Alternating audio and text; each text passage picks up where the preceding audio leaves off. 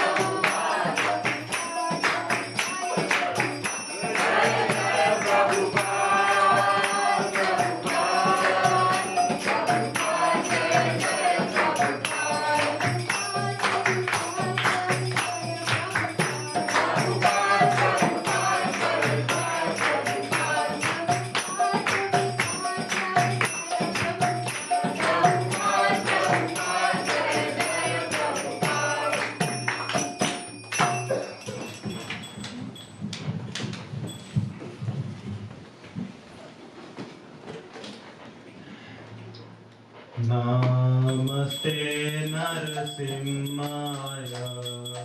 Namaste Narasimhaya. Prahlad Rad Jaini. Prahlad Rad Jaini. Hiranyakashi Purvakshaha. Hiranyakashi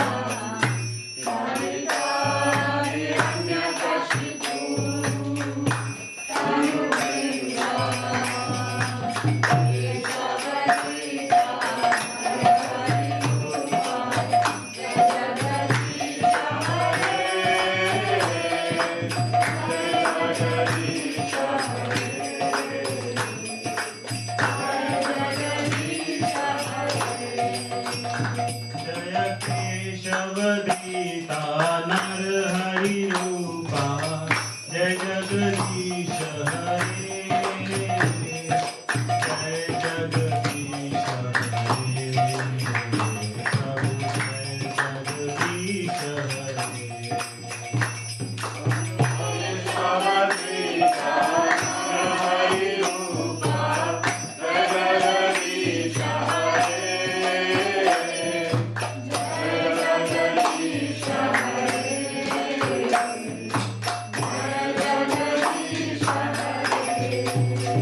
जय लक्ष्मी नरसिंह जय लक्ष्मी नरसिंह जय लक्ष्मी नरसिंह जय लक्ष्मी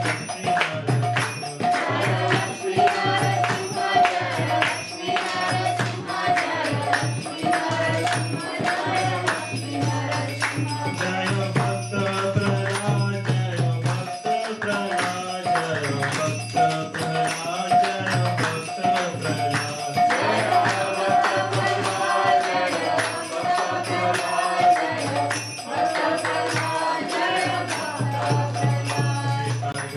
हरि बोल हरि बोल हरि बोल निताय गौर हरि बोल जय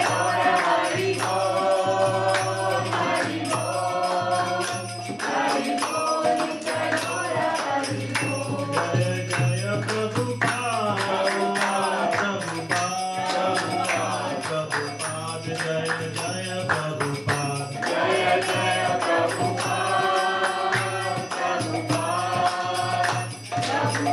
जय जय प्रभुपाद जय जय गुरुदेव गुरुदेव गुरुदेव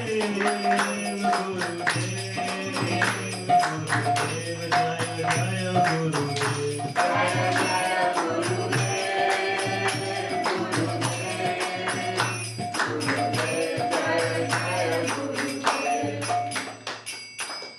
नाशक नसीब भगवान की Hare Krishna, dear devotees. My name is Krishna Dulal Das, and I'd like to welcome you. I'd like to welcome you with a bang.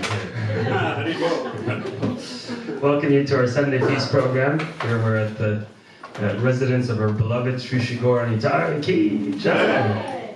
And so I'd like to also welcome all of you. We have some special guests that I'd like to also welcome that are coming from afar. I'm going to get there. But before we do, I'd also like to acknowledge some of the guests that are here online with us. So we're going to give a quick shout out, Hare Krishna, to Mother Sneh, Hare Krishna, Guru Prasad Prabhu, Hare Krishna, Akinchanadam Prabhu, Hare Krishna, welcome, Mother Anandamai, Hare Krishna, Hare Namamrita Prabhu, Hare Krishna, iPhone, Hare Krishna, Jaya Prabhu, Hare Krishna, Mother Leela Mohini, Hare Krishna, Mandalaram Prabhu, Hare Krishna, Mother Nicole, Hare Krishna, Mother Sadhana, Hare Krishna, Mother Siham, Hare Krishna, Mother Stacy, Hare Krishna, Sunil Prabhu, Hare Krishna, we have Mother Shushma, Hare Krishna, so welcome to all of you. And might I ask, is there anybody here coming for the first time to our temple here in Ottawa? Hare Krishna, welcome. How did you, if you don't mind me asking, how did you find out of our little gathering here? How did you find the temple, the Hare Krishna temple? So I think 2 or 3 weeks before, there was a program. The Ratha festival, yes. Oh, wonderful. Okay, so you got to meet us full force. Right? Thank you so much. Thank you for coming. Wonderful. So, I was mentioning that we have some special guests coming, some devotees. Her Grace, Mother Vrnda Devi Dasi, and Mother Vrnda Devi Dasi as well, welcome. And I have a little blurb here. These are, I probably don't need so much of a blurb because I know them very well over the years, growing up. And my wife also, she, Vraja-premika, I think she stayed and lived with Mother Vrnda at one point in Toronto for about 4 years, right? So it's like a second mother. It's really close family for us as well. But they come here to visit us as well. And I'm going to start with Mother Vrnda here. So Mother Vrnda is over here. Mother Vrnda joined ISKCON in 1972. So it was before most of us were born. Right? That deserves a clap, I'm sure. If you joined that long ago and you're still in it, that's pretty good. That's an accomplishment. So she joined, and she's initiated by Srila Prabhupada, our founder Acharya, our teacher, founder here. And she served in many capacities over the years, locally, nationally, and internationally. From head pujari to director of the GBC's executive secretariat. The GBC is an abbreviation for Governing Body Commission. So we have a group of devotees that oversee ISKCON as an international institution. So Mother Praharna served in that capacity. Presently, she serves as the chair of the ISKCON North America Management Group and on the ISKCON Toronto Board of Directors. So for her, it's just a bit of a hop, skip, and a jump. She's only from Toronto, so it's about what, 4 hours? 4 hours? Not so far, yes.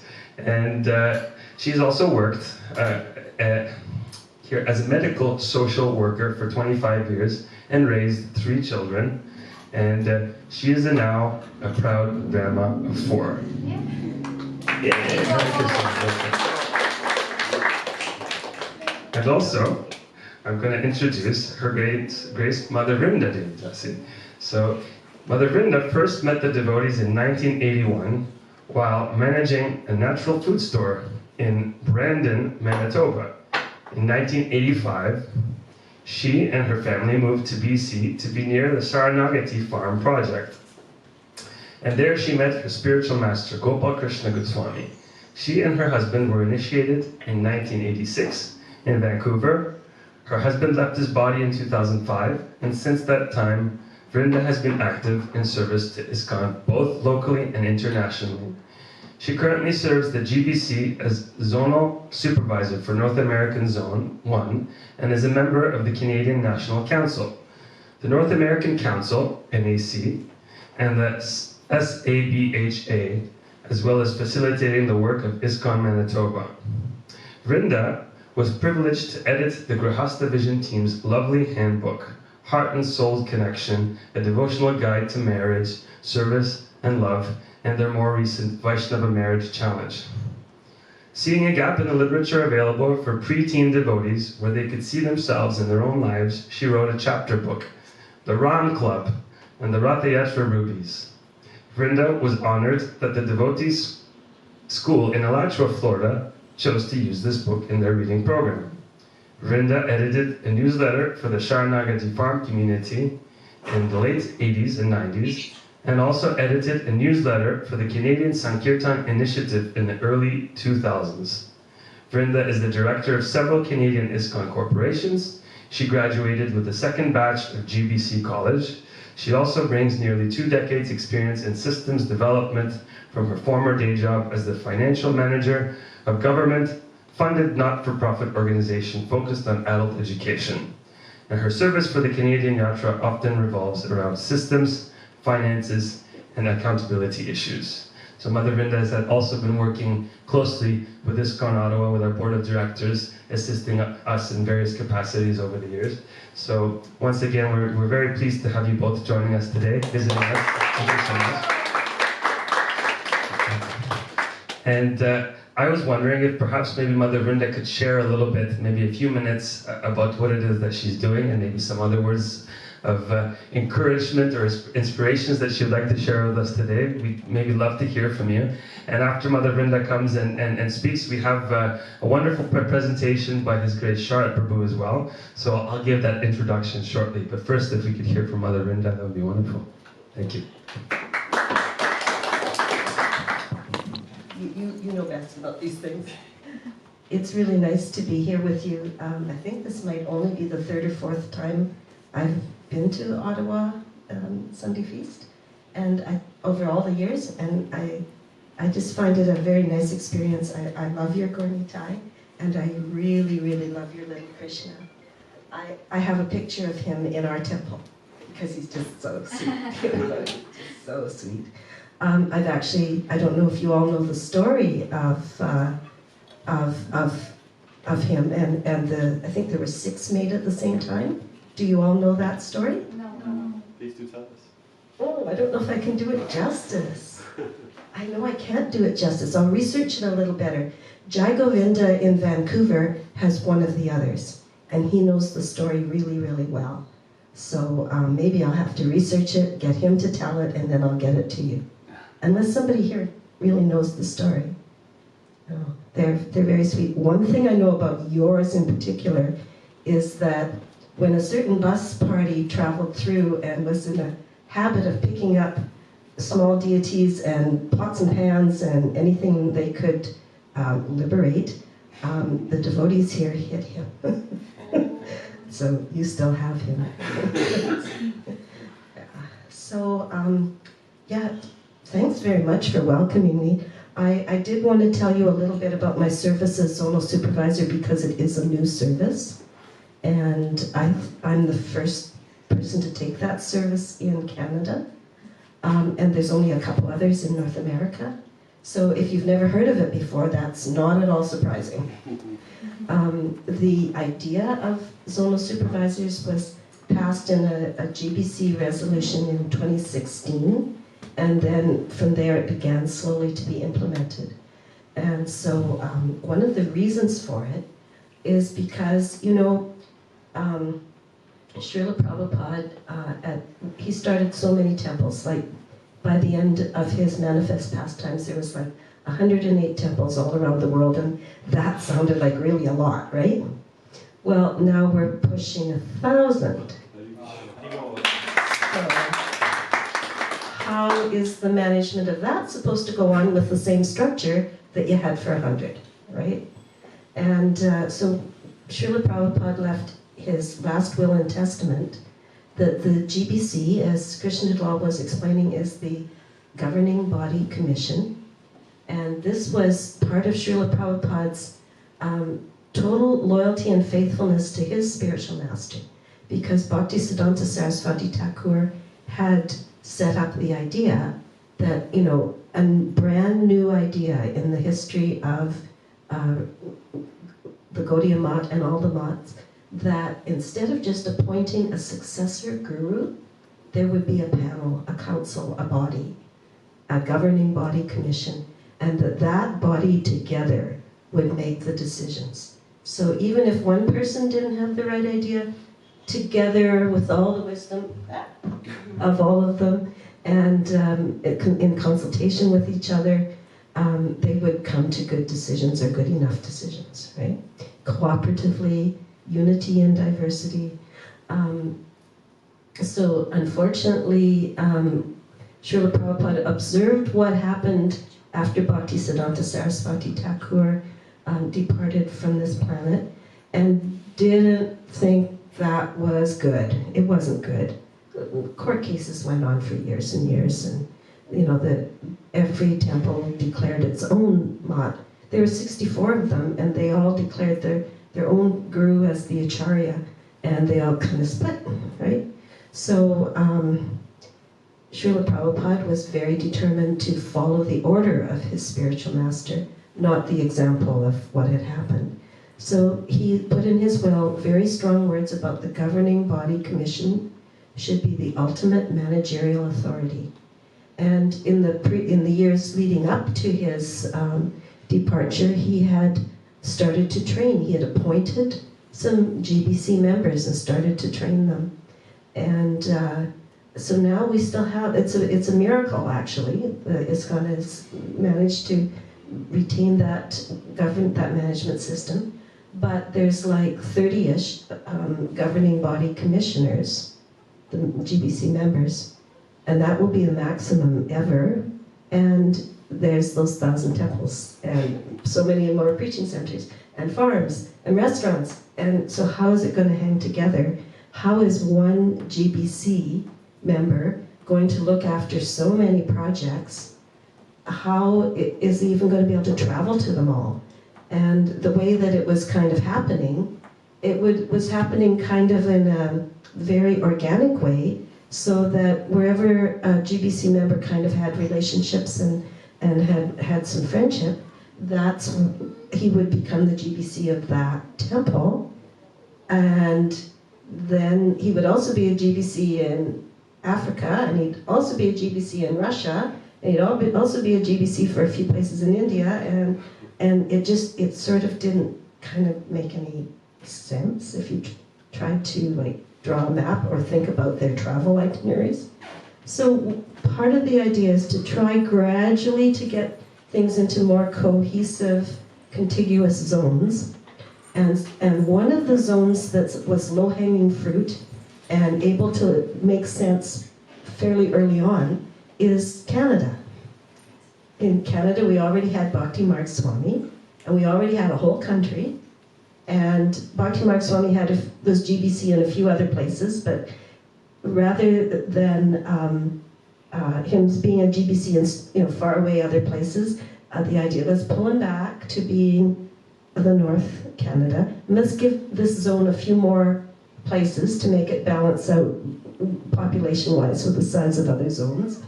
So what we have now, we have Zone 1, the North American Zone 1, that's us. As Praharnas sometimes jokes, the zone above, because of course on the map of North America, it's up there, right? It's right up there. So we've got Alaska, we've got North and South Dakota, Minnesota, Wyoming, and Montana, also in our Zone 1. And we have, without even having any centers in those other new USA areas that we weren't previously looking after, we've got 26 centers. So, and then Bhakti Marg Swami has so many other duties as a global GBC, going to the global meetings, dealing with the global issues, and 26 centers. Even if he just went to each one twice a year, he would only be able to spend like a weekend in each one twice, and he wouldn't get anything else done. He wouldn't get any plays done. He wouldn't be able to write a book or anything. He would just be constantly traveling to the 26 centers. So obviously he needed an assistant, right? So the idea of a zonal supervisor is to be able to assist the GBC in some of those types of duties, the traveling to the centers, keeping the centers connected, getting resources for the centers as they need it, as they express a need, looking at the center, making possibly suggestions where there's, maybe the center hasn't heard of a GBC resolution and would like some help in, understanding how it applies to them. And I'm making this trip not so much as a checklist inspector sort of a thing, but just to meet you all and let you know a little bit about this service and kind of make you know that, for instance, there is 20 odd ministries in ISKCON, from cow protection to Vaishnavi ministry to Harinam ministry to and by the way, the Harinam ministry this week is World Holy Name Week, right? Being supported by that ministry. And then book distribution, right? Book distribution is our family business. One of the other graduates of the college, like Praharna and I graduated from the second batch, from the most recent batch, young Anutama, now lives in Pickering, was at that time in Calgary. He graduated from the college, and we asked him to become the zonal duty officer for book distribution. So now, after, I don't know, at least 14 years of going to Canadian meetings and saying, we should do something, to help us, share best practices and answer the difficult questions of like where, what the cost of shipping the books, where do you report them to, all that kind of thing. Have somebody like that all over the zone. And so that's been very useful for book distribution. So he and I worked quite closely, and Krshna did an absolutely amazing thing and sent Anutama to most of our centers for work. So work paid for his travel to almost all of our Canadian centers this year. And of course, we all know how to use Zoom now. And so between his travels and Zoom, he's been able to host trainings, seminars in how to do book distribution. And you probably all heard, you were all part of it, that for the recent Vraja-premika marathon for Srimad Bhagavatams. We, in Canada, our goal was 450, and we did 483 or 485. Yeah. And that's the kind of thing that can happen with having a person in the whole zone whose job it is to connect, right? So we have that for book distribution now. We have somebody for Vaishnavi ministry.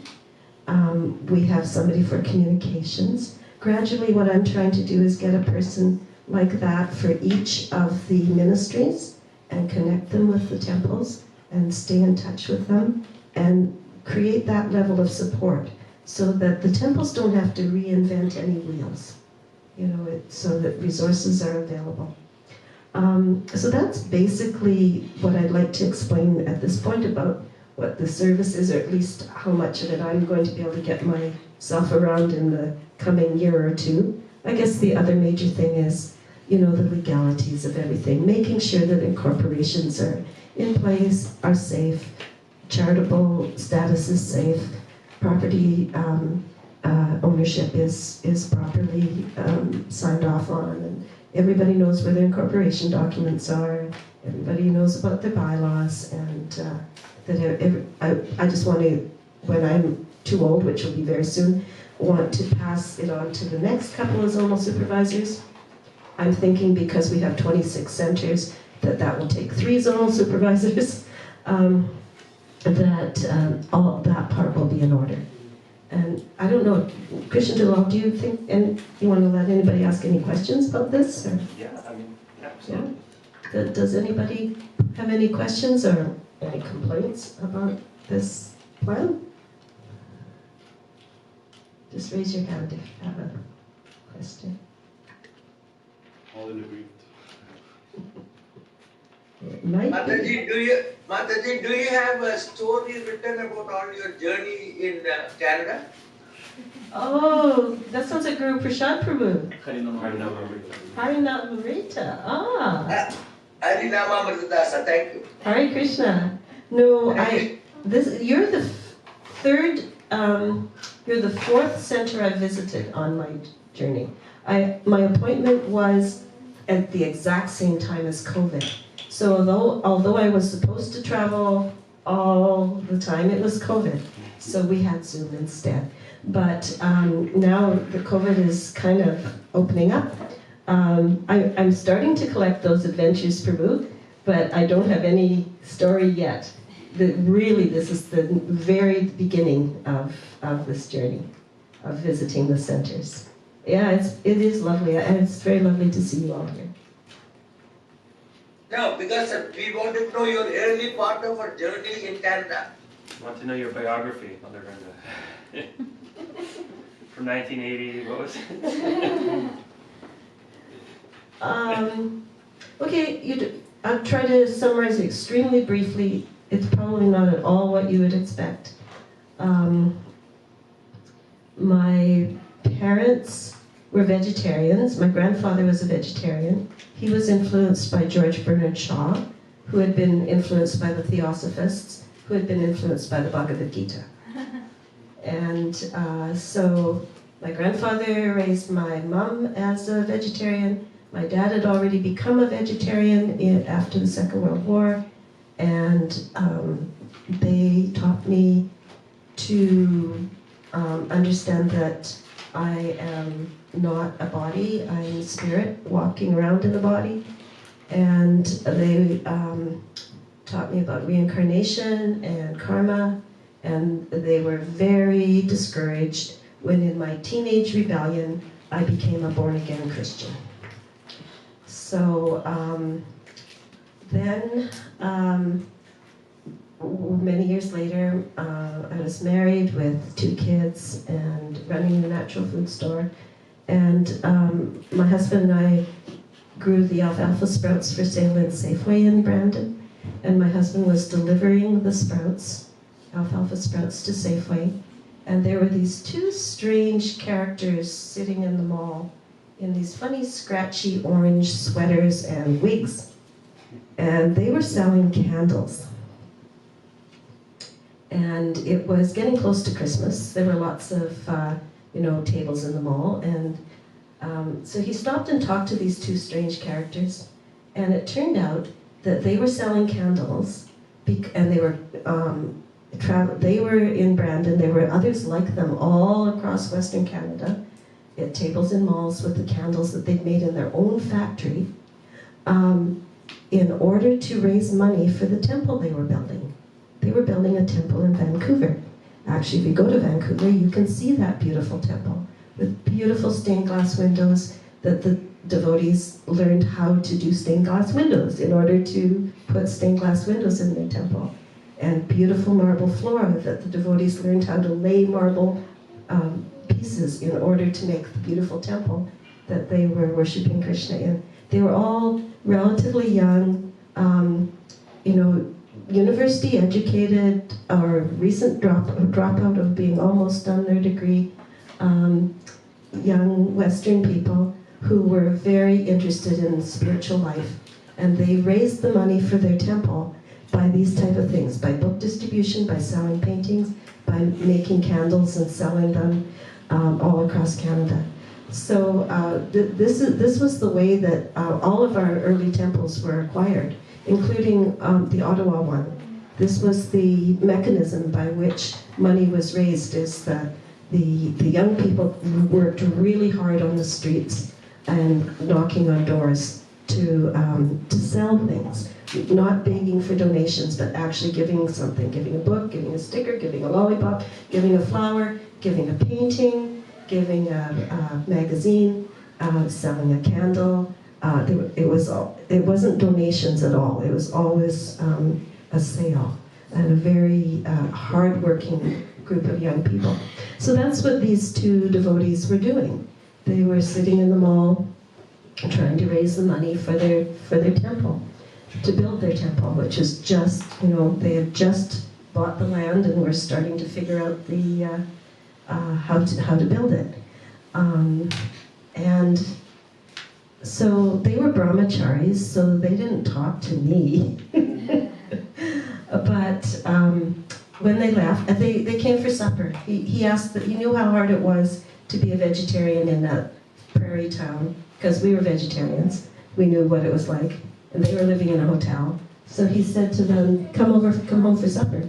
So they came home for supper. They cooked the supper. They were better cooks than me, and they stayed for 2 weeks. And after that, we were friends. When they left, they gave my husband a book. It was Science of Self-Realization. And he handed it to me and said, well, tell me what it is they really believe. So I read it, and I was like, it's quite satisfying emotionally and intellectually, and it actually doesn't contradict any spiritual truths that I've learned, either from my parents or from being a born-again Christian. So I was like, yeah, it seems pretty good. And he said, okay, that's what we'll be. So I was like, oh, okay. And it was meeting the devotees was very nice. We had been looking for an intentional community, so we moved to near Sharanagati to be closer to the devotees, and my daughter went to Gurukula, and gradually we learned more and more about the philosophy, and that's it. Does that answer your question, Prabhu? I put it to On the sleep. early morning, early history of Canada. Sorry? Thank you very much for sharing us the story about Canada. Yes, it's important that we all know our histories, right? It's important that we know this about what the devotees were doing in the early history of Canada. It's important that we understand the hard work and complete dedication that those young people had, and the what we would call austerity that they went through, quite joyfully, because they were doing it for Krishna, and would you say reasonably joyfully? Yeah. We were a big family. Big family, lots of connection and you do anything for each other, and you stay in touch with each other even now. Yeah. We also were very instrumental in North America at collecting funds to buy Juhu, Vrindavan, Mayapur, the land, and build those temples. It was all the young North American kids like me who were out on the streets collecting for all of those temples. Srila Prabhupada instructed us to help to get the Indian yatra going.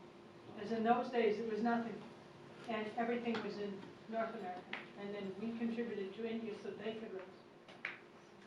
Did the online people hear that? Were they able to hear that? I'll pass the microphone. So.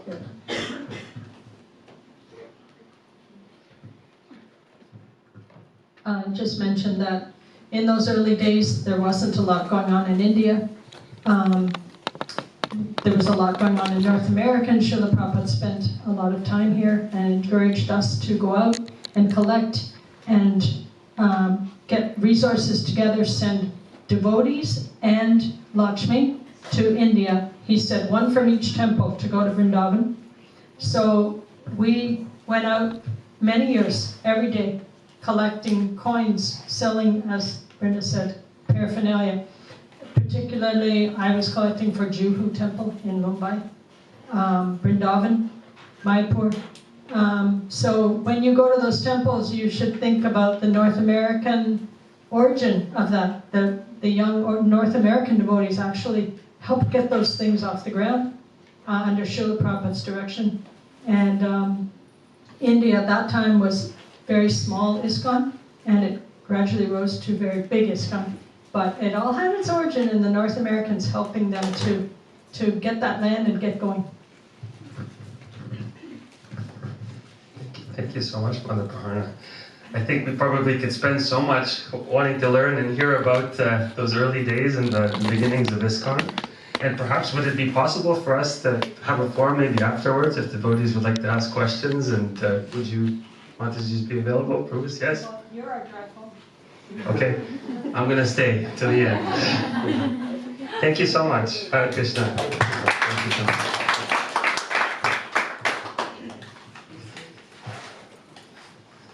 So the nectar shall continue here. We have another speaker here who's going to be speaking for us, who's planned. His Grace Sharat Prabhu. Let's give Sharat Prabhu a round of applause. You can make your way over to the Vyasa-san. Thank you so much, Prabhu. And so Sharat Prabhu will be speaking today, and just a couple of brief points here, right? A little introduction. So Sharat Prabhu was born in Kenya, but spent majority of his life growing up in South Africa. His parents are from northern India. His father is a medical doctor, and his mother is a senior educator. His parents have played an instrumental role in his spiritual journey. He has completed 2 master's degrees in electrical and computer engineering in the field of artificial intelligence and radar. His first interaction with devotee was in 2002 in ISKCON Pretoria. He has served in the ISKCON Pretoria youth group in various capacities. He immigrated to Ottawa in 2018 and has continued his spiritual training under the Association of Vaishnavas here in our temple. And Sharat Prabhu has been a part of we have a Bhagavatam class study that's happening through Zoom every morning on weekdays from 6 to 7, so which is usually led by the guidance of Madhava Moni and Guru Prasad Prabhu. And so he's been giving classes amongst other devotees as well. And he's agreed to, he's spoken before at Sunday Feast before. It's not your first, is it not your first time? First time, wow, fantastic. So he will be sharing some of his realizations and some of the teachings of the Bhagavad Gita, I can see right here. So without further ado, over to Sharat Prabhu. Hare Krishna. I'm going to start off with that. Okay, so we'll start off with some Jaya, Radha, Madhava. Jaya, Radha, Madhava, Kunda Bihari. Jaya, Radha, Madhava, Kunda Bihari. Jaya, Radha, Madhava.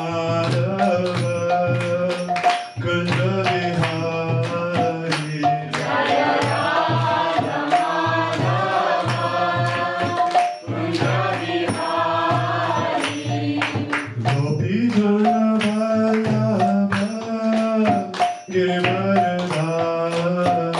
Jaya Gopi Jana Vallabha Giridharidhari. Jaya Gopi Jana Vallabha Giridharidhari. Jaya Gopi Jana Vallabha Giridharidhari. Jaya Radha Madhava Kanja Vihari.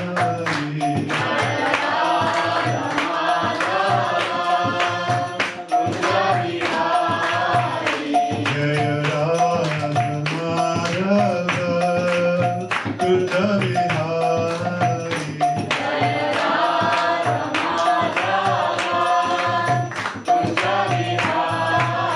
Yashoda Nandana Brajana Ranjana. Yashoda Nandana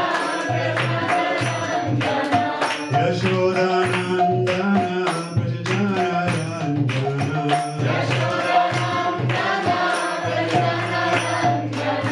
Yamuna Tira Vanachari.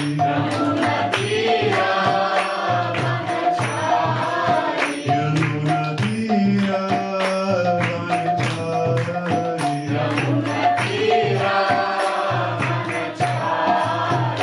Jaya Radha Madhava Kunda Vihari.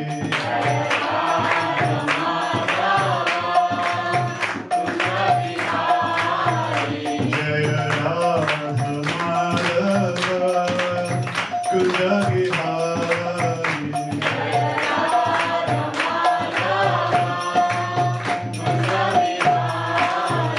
Hare Krishna, Krishna Krishna, Hare Hare, Hare Rama, Rama Rama, Hare Hare.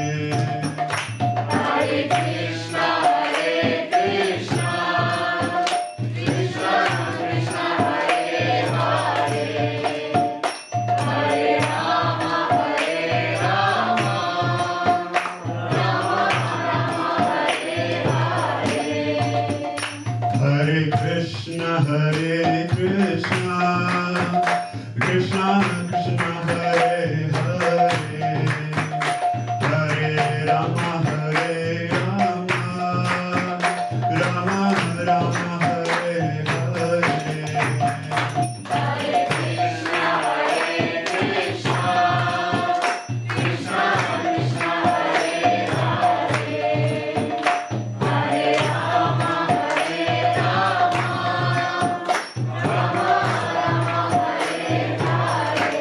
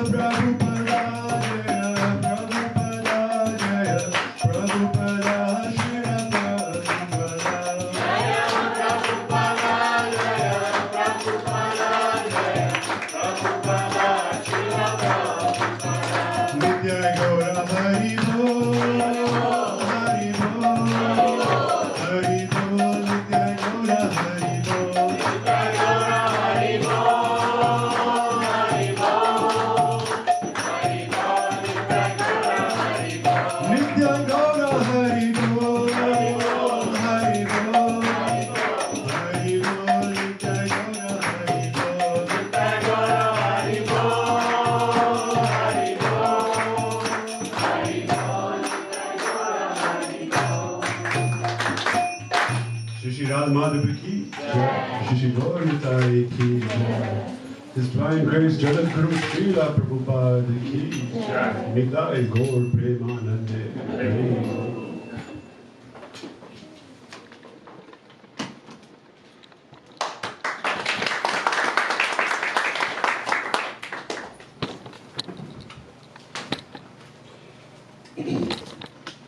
So, I was contemplating. Am I on the microphone?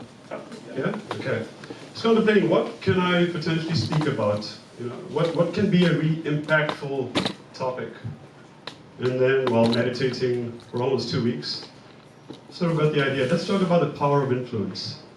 You know, we heard right now like the North American devotees were so instrumental in our mission and where we are today. So the power of influence is a significant aspect, and I thought, let me try to add my 2 cents to that topic. So with that, you know, I thought, what's better than starting off with something a bit lighthearted, right? So, you know, there's this one person, he was very distressed. And the reason why he was distressed is because he had borrowed his neighbor $500. And now this neighbor sort of refused to pay back the money. Now this poor guy was thinking, how do I get the money back? Because there's no evidence of this transaction. What must I do? You know? So he thought, and he said, okay, you know what? I have a friend that's a doctor. He's very intelligent. Let me go to him. Let's see what he has to say. So he goes. And he sits with the doctor and he contemplates both having some brainstorming sessions. How do we get this person to admit that he owes me $500? You know? Because if I go to the court will dismiss my case. There's no evidence of this transaction. And the doctor actually said, you know what? If it was a surgery, I'd be good at that, but I'm really not good at this piece, so I really can't help you. So this poor person went back home. And he thought, now who can I seek help from? Right. So he thought again, he said, there's an engineer. My good engineer friend. He's very good at problem solving. Let me go to him. So he goes to his engineer friend. And he tells his friend this problem. It's like, I need to get this money from my neighbor, but I just don't know how. And his engineering friend says, you know, my EQ is not very good. I build machines and bridges. I'm not very good with dealing with people. But let me try. And he thought, and he tried to brainstorm some ideas, but nothing was conclusive. So, you know, feeling a bit dejected, he went back home. And he's like thinking, okay, now who can I possibly go to for assistance? Who can, you know, provide me the wisdom to go in the right direction? So he went into some sort of meditation and he kept on thinking, who can provide this assistance to me? And eventually he thought, well, I have a lawyer friend, you know. Let me go to this lawyer friend. And he goes to his friend and he recites his problem to him. And the lawyer within an instant said, you know what, it's a very simple thing. Just write a letter to your neighbor and tell him, please pay me the $5,000 you owe me. And the person said, no, it's not $5,000, it's $500. Exactly. He'll write back to you saying that he owes you $500, not $5,000. And there you go, there's your evidence. So that's the power of influence. If you go to the right person, they can provide you with the right assistance that is in alignment with your objectives.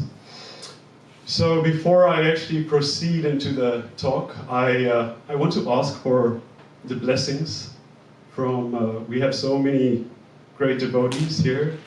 This is my first talk. I have spoken before on Srimad Bhagavatam, but never in the audience of a Sunday love feast, so I feel very honored and very humbled to be here. And I feel I cannot do this without your blessings, so please do bestow your blessings so that the right words come at the right time, with the right mood and spirit. So with that, I shall begin. Om Namo Bhagavate Vasudevaya. Om Namo Bhagavate Vasudevaya. Om Namo Bhagavate Vasudevaya.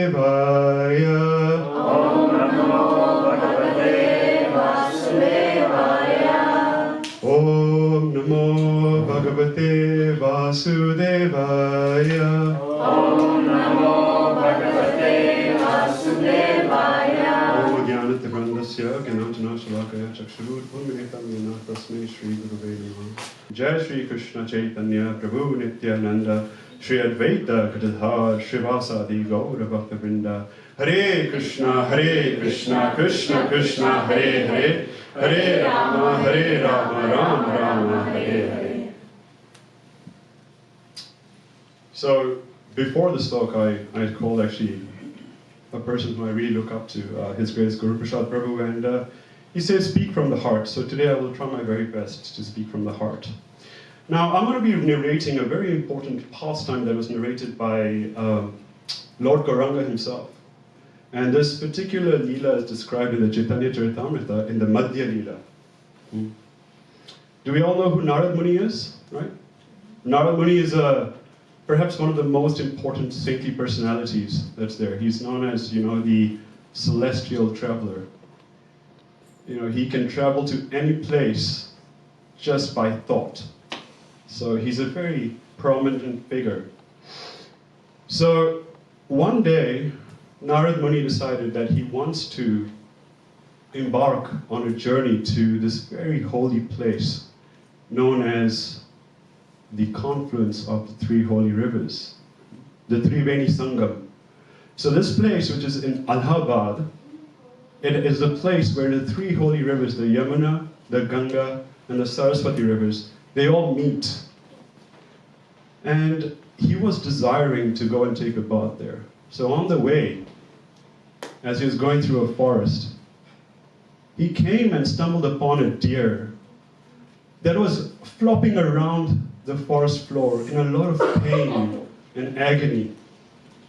In fact, it had an arrow that was pierced through it with its legs broken. And being a great devotee of the Lord, he looked at this deer and he felt great compassion. And he carried on walking, thinking, who could have done this? A little bit further on, he sees that a boar in the same condition, flopping about on the forest floor in a lot of pain and agony. Same symptoms, arrow pierced through it, legs broken. This is so atrocious. He's thinking, who can do this? And a bit further on, there was a rabbit in the exact same condition. Rabbit fluttering around in the ground in so much of pain and anguish. And he started wondering, who can be so cruel? Who can do such an atrocious act? Who can harm these innocent animals? And he started meditating and he started looking, who could be this? Now the forest is very dense with a lot of foliage. So he started looking and he was trying to survey the land. And as he saw in the distance, he identified the culprit. This man lurking behind the trees is given the description that he had a very rough appearance, dingy complexion. It was described that he almost looks like the Lord of Death, Yamraj himself. He was this hunter with his bow and arrow ready to strike the next animal. So what did Narad Muni do? Continue to pray out? No. He stopped and he said, I need to go and speak to this person. So as he made his way through the forest floor,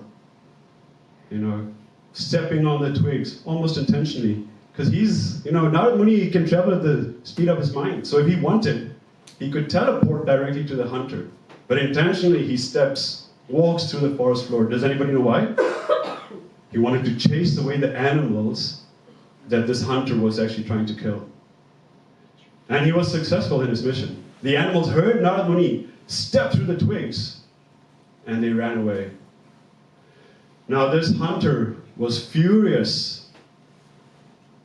He was completely in disarrayment. He's like, who would dare, destroy my setting? This is my area. Who would do this? So he starts looking around. Who's doing this? Who could do this? And then he sees Narad Muni approaching him. And as he is about to, give a sort of a mouthful of profane, absurd languages, he wanted to basically swear at Narad Muni. But the presence of Narad Muni is so radiant that just being in his association, he was not able to speak that foul language. So instead, as Narad Muni approached him, he asked, "My dear sage, what is it you are doing here? You have left the common path of the forest, and hearing your footsteps, the animals have fled. What is your mission?" Narad Muni said, "Please forgive me, yes. I have approached you because there is something that is troubling me. I have seen along my way animals like deers, boars, rabbits, innocent animals that have been half killed, lying to die in extreme pain and anguish. I suspect it is you. Can you confirm?" And the hunter, with a lot of confidence, for him this is praise. "Yes, it was me." And he's gleaming with arrogance, but a lot of pride, because his work is noticed. In our day-to-day lives, we're always trying to struggle to get recognition for whatever we're doing, right? So he got this recognition from the saintly person. So he's beaming with so much of confidence. "Yes, it was me who did it." So Narad Muni asked him, "It is already a great sin to kill innocent animals, but if you must kill animals to make a living," because Narad Muni understood that he's a hunter, "why are you half killing them so that they could die a painful and cruel death?" And this hunter looks back at Narad Muni almost confused. He's thinking that Narad Muni was going to shower some praise at him. Good job. But this was not expected. So he says, "What difference does it make, if I half kill an animal or completely kill it? It's going to die anyway." This is the reasoning that this hunter had. It's very important we try to understand the consciousness, the mindset of this hunter as we progress into the story, because we'll learn a lot that we can apply in our own daily lives. So this is the mentality of the hunter. What difference does it make? I'm doing this. It's going to die anyway. What's the problem? And Narad Muni says, well, it does make a big difference. It does. When you intentionally kill an animal or anyone, and you inflict pain and suffering on others, then, by the laws of God and nature, you in return must suffer the same pain. It is already a great sin to kill these innocent animals. But when you kill them and leave them in a half-dead state, intentionally, then that's even worse. So this hunter said, "My dear sir, my name is Mrighari. My father named me Mrighari because it means the enemy of animals." Just imagine, this is a consciousness that this poor fellow had. Family, like generation after generation, the father intentionally calls the child Mrighari, enemy of animals. So this is a consciousness that was prevalent in his house. So to him, he was doing nothing wrong, because this is exactly what was being taught to him from a young age. So he explained to Narad Muni that, in fact, my father is the one who taught me how to half-kill animals. And I derive great pleasure in seeing the animals suffer. I just want to pause on that. Can you believe that? Who would derive pleasure in seeing anyone suffer? But such is a mindset that this person actually admits to Narad Muni that I derive great pleasure from seeing animals suffer. This is a very envious type of mentality. There's a difference between envy and jealousy. And envy is dangerous, because envy is that position that we feel happiness when someone else is suffering, or we feel sorrow when someone else is progressing. And this person, this hunter Mrigari, was feeling pride, happiness, satisfaction in the poor death of these animals, the torturing death. And if you understand, it's his father who taught him this. So he was conditioned from birth. This is all he knew. So in one way, we can look at him with some level of criticism and say, what is wrong with this person? But on the other hand, he was not so fortunate up until that point to receive something other. So Narad Muni explained to him and said, can I ask something of you?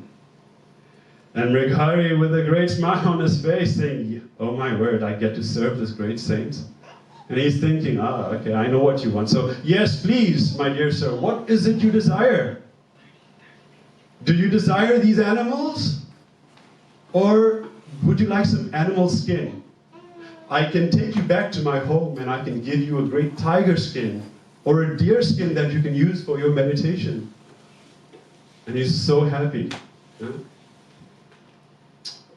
So Narad Muni said, no, I do not desire any of that. I only ask that if you must kill an animal, then kill it completely. Don't leave it in a half-dead state for it to suffer. Now this left poor Mrigari perplexed. He's like, wait a second, I'm thinking that you're going to ask something of me. Instead, you're asking me not to kill, not to sort of half-kill animals. What? So he asked Narad Muni, what type of request is this? Huh? What type of request is this? I don't understand. What difference does it make if I half-kill an animal or full-kill an animal? So Narad Muni explained it actually makes a big difference. And he explained, once again, when you kill animals, you commit sins. But when you intentionally inflict pain, then you must be prepared in this life perhaps and in future lives, one after the other, for all the animals that you have killed, that they too will return that same pain and suffering to you. And Narad Muni, through his mystical opulence, was able to show Mrighari what was awaiting for him in his future. Now, seeing this vision, Mrighari felt a lot of fear. He was sort of drenched with this fear, what's going to happen? Because he realized that he's been doing this his entire life. So Mrighari fell to the feet of Narad Muni and said, my dear sir, since I was a child, my father taught me how to half-kill animals. This is the only thing I know. Please help me. I surrender myself at your lotus feet. Please, show me how can I overcome the sins that I have been piling on from birth up until now. Please show me the freedom of this sins. How can I be liberated? How can I repent and atone for my sins so that I don't suffer like this? And Narad Muni said, I can show you the path to freedom, but you must listen to me carefully. You must follow my instructions faithfully. Mrighari said, yes, I will execute your orders as you say. Please show me the path to freedom. And Narad Muni said, once again, I will show you the path, but first you must break your bow. Now Mrighari was completely perplexed. Why was he perplexed? Because the bow was the only way that he knew how to make a living. He didn't know how to do anything else. He didn't go to school. He wasn't trained in the art of, sales or anything else. So how would he make a living? And he asked Narad Muni, so what am I supposed to do if I break my bow? How will I make a living? And Narad Muni said, don't worry. I will make sure that you have enough food every day, both for you and your wife. Do not worry. Those who surrender to the Lord takes personal care, special care. So do not worry. Mrighari, understanding, the potency in the words of Narad Muni, he abided. Immediately he took his bow and he broke it in half. you know. And he fell down once again at the feet of Narad Muni and he said, please instruct me, what should I do? And Narad Muni started imparting wisdom to him. Narad Muni said, first of all, go back home and all the wealth that you have acquired, donate it to the Lord's devotees. After that, taking and wearing only simple clothes, both you and your wife, go to the river bank and build yourself a thatched house. In front of that house, plant a tulsi on a raised platform and offer prayers and worship to the tulsi plant. The tulsi plant is a very dear element, very dear devotee to Krishna. And by offering sincere service and by pleasing the tulsi plant, who is such an austere devotee of the Lord, you will automatically please the Lord. After that, just chant the holy names of the Lord. Hare Krishna, Krishna Krishna, Hare Hare, Hare Rama, Rama Rama, Hare Hare. And carry on with your daily activities. Do not worry about food. I will send you plenty. But take that much which you need. So, after saying this, Narad Muni turned, and all those animals that were in a half-dead state, he immediately brought back to life. Coming back to life, they were so overwhelmed, they fluttered away, they ran away. And Mrighari was sort of, awestruck seeing this miracle unfold before his own eyes. And he realized that this person is divine, and he must sincerely execute the instructions. So, after blessing Mrighari, Narad Muni went on to his mission to Varag. And Mrighari went and he executed the orders of his spiritual master, his guru, Narad Muni. And very soon, word spread about this famous hunter that has now become a great saint. And all the people in the villages far and wide wanted to come and see Mrighari.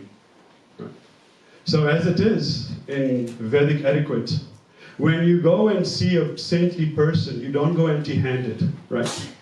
You go bearing some gifts. You go with some fruits, some grains, some vegetables. So all these people would go and see Mrighari and offer their obeisances and take blessings from Mrighari, because he was no ordinary person as well. He was able to be transformed from a hunter to a saint.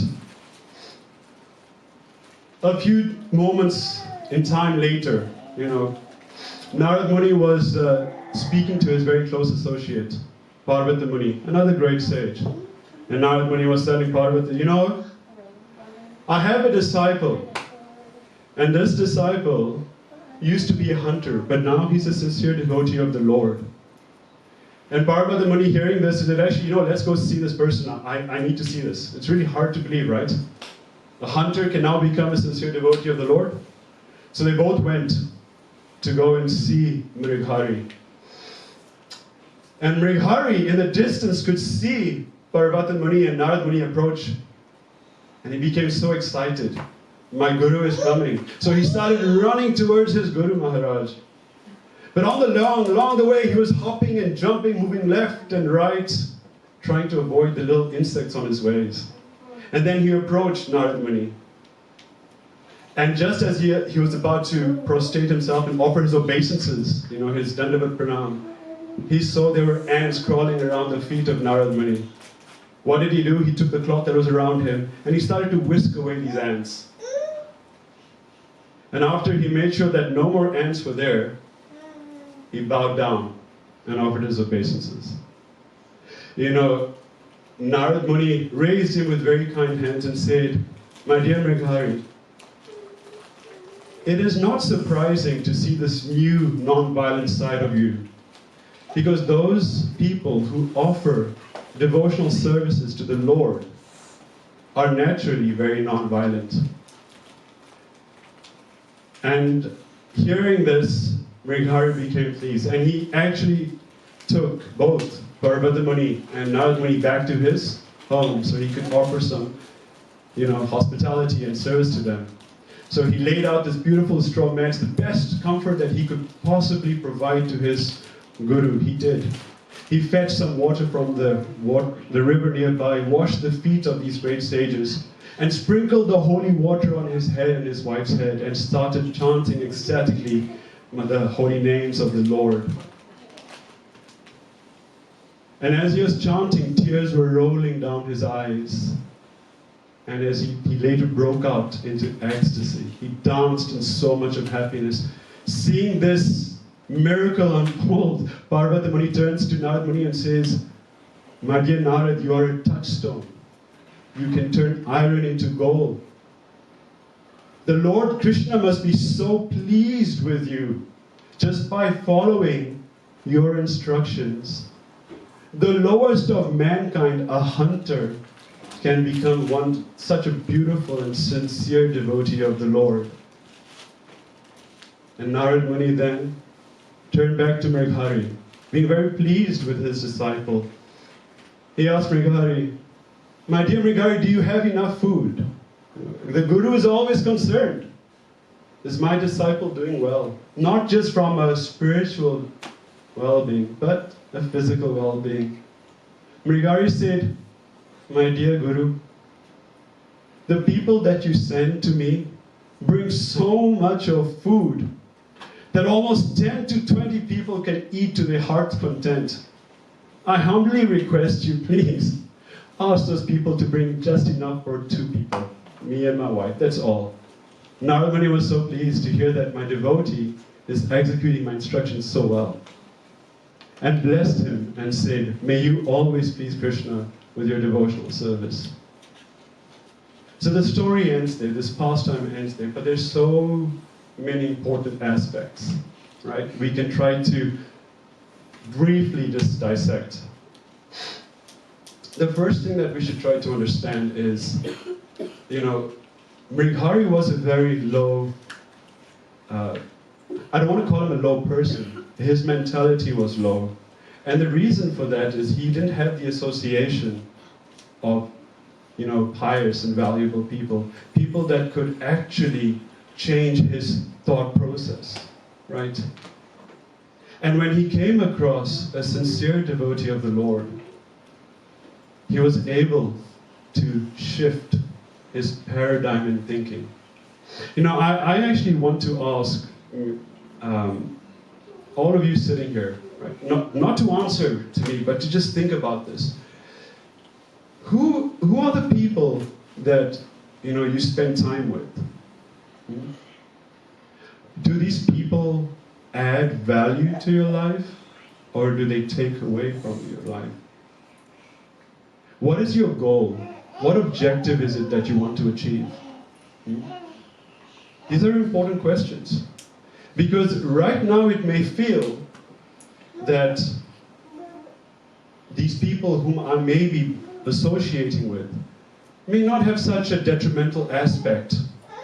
But when you take cognizance of the fact that in the long run, they start biasing your perspectives. And just like Mrighari, you may fall into the trap of thinking there's nothing wrong with my mindset. So it's very important to understand and ask these questions. The people in our lives, are they a help or are they a hindrance? Are they investors of our time or are they wasters of our time? Do they exalt us or do they exhaust us? This is important questions that we must ask. These people that are in our lives, are they a blessing or are they a burden? Now, I had some more things to talk about, but I'm going to wrap it up here because I know it's been a while. We're all sitting down on the floor. So I'm going to leave you with one final thought, okay? When it comes to investing your hard-earned money, money that you struggle to earn for many years, do you go and take that money and invest it in some random portfolio? Some investment that can potentially yield very poorly and in the long run cause losses. Do you do this? When you take your hard-earned money, what do you typically do? You do a little bit of market research, right? You go and you ask people who are knowledgeable in the field. You ask for guidance, you ask for information. What is the best way to invest this money? Now I want to ask you, the most valuable commodity in your entire life is your time. How do you invest your time? I want you to meditate on that thought as I wrap up. So, thank you very much for listening to me, and if I made any mistakes or if there's any corrections, please do correct me, and feel free to ask questions. I'm not very qualified to answer the questions. I'll try my best, and we have such great senior devotees in our midst who can definitely assist us. Or if there's any comments or realizations, please do share them. Hare Krishna. Hare Krishna. Thank you very much. So, in speaking with Sharat Prabhu, we said we wanted to leave some time. This is an important time for questions or reflections, right? Devotees have questions and reflections. And maybe we'll start off. We have some senior devotees present here. Perhaps maybe Mother Vrnda, Mother Praharna wanted to say something. Guru Prasad Prabhu is online as well. Or Mahamsa Prabhu, if any of you wanted to share some thoughts, we'd love to hear from you. Is Guru Prasad Prabhu has his? Mandalram Prabhu. Get Mandalram Prabhu, let's hear from Mandalram Prabhu. Hare Krishna, Sharat Prabhu. Thank you so much for doing this nice, relatable Sunday Feast lecture. I really like the point that you brought up with regards to Mugari, the hunter, in just that kind of final statement saying that how you didn't want to call him, low class, but his mentality was a little lower class, or I forget the exact word you used there, but that ultimately the soul is completely pure and it has the potential to rise up to great heights, and that's what we should see in each other and fan the spark of devotion and spiritual enthusiasm in one another. That's kind of what came to me when you said that, so thank you so much. Thank you very much, Prabhu. That's a beautiful comment and realization. Thank you for that. Thank you. I have a reflection, Prabhu, this time. Thank you for a wonderful lecture, Prabhu. It was very engaging and meditating. The reflection is when you said we have to really be conscious of with whom we invest our time. Devotee said that I have been instructed that we are the average of 5 people that we invest time with. So then I really like, I question, I want to invest I want all the 5 people to be devotees, right? And then that is not a great balance when I was implementing that, because we don't want to burden our entire struggles with those just devotees or just that one person, but we need to have a balance of like say we have financial questions we ask to a certain person, and we have career questions we ask to certain people. So this was what I was instructed with by other devotees, and with investment of time and devotees, we get to derive their qualities, having their association. So that was a wonderful point that you made. Thank you, Prabhu. Hare Krishna. Hare Krishna. Thank you for your realization.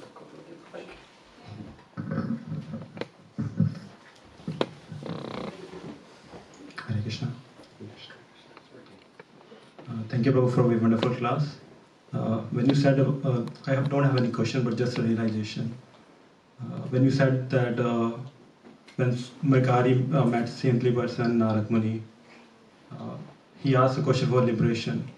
Even in Bhagavad Gita, Krishna says that Abhi to Sudara Charo Bhajte Mavananya Dharmatma, that one who, even if he done so many sins in his past life, if he do it with full devotion, I consider him Dharmatma. And even in the shlok, 1866, Krishna says that Sarva Dharman Pratyajya Mamekam Sharanam Vraja Aham Tam Sarvapeva Mrityu Shamimachate. That if you have done so many sins, forget all our religion, just surrender unto me, but I need your full devotion. And even we have when Narad Muni met Dhruv Maharaj at the age of 5, even he first took his test that, are you able to do all this devotional service? And he said that, yes, I can do that. So within 6 months, he was the first who was able to find God. And within 6 months, but Krishna only wants that we need to do it with full devotion. And he's just looking for 0.1% of you, 99.9% of he will come and take you back to Godhead. So it's always wonderful to hear from you. And thanks again for your time. Hare Krishna. Thank you very much. You know, I think Sahil Prabhu said a very important point there.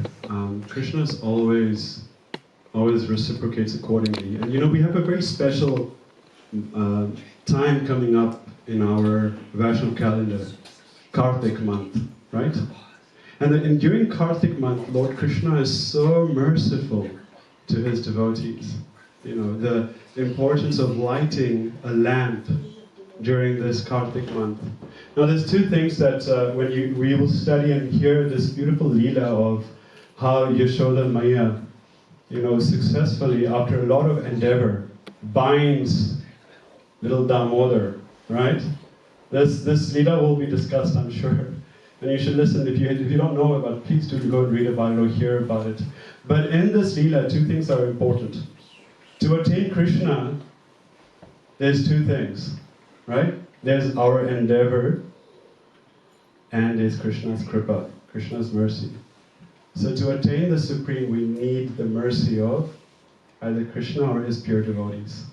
So, Hare Krishna.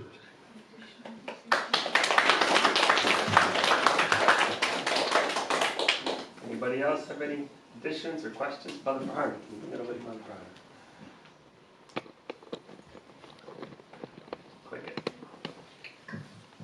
Thank you, Jay. Thank you for the class. It was really, really nice class. I think it kept everyone's attention.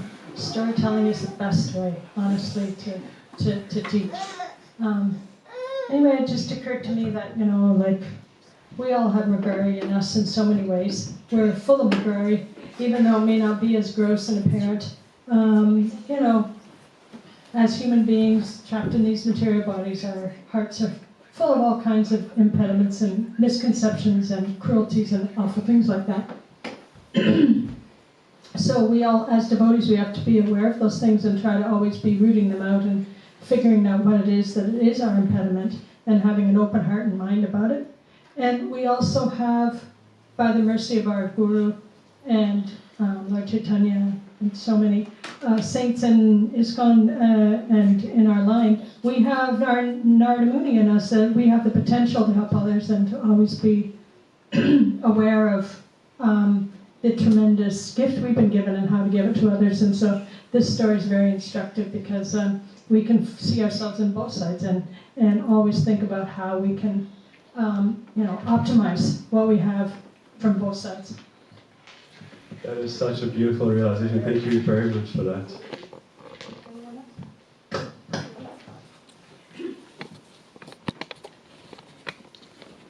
Okay, so I think it's Kirtan time. Very bold. Shri Gaura ki Jai, Shri Prabhupada ki Jai. Namo Vishnu Padaya Krishna Prasthaya Bhutale Srimate Bhaktivedanta Swami Iti Namine Namo Vishnu Padaya Krishna Prasthaya Bhutale Srimate Bhaktivedanta Swami Namaste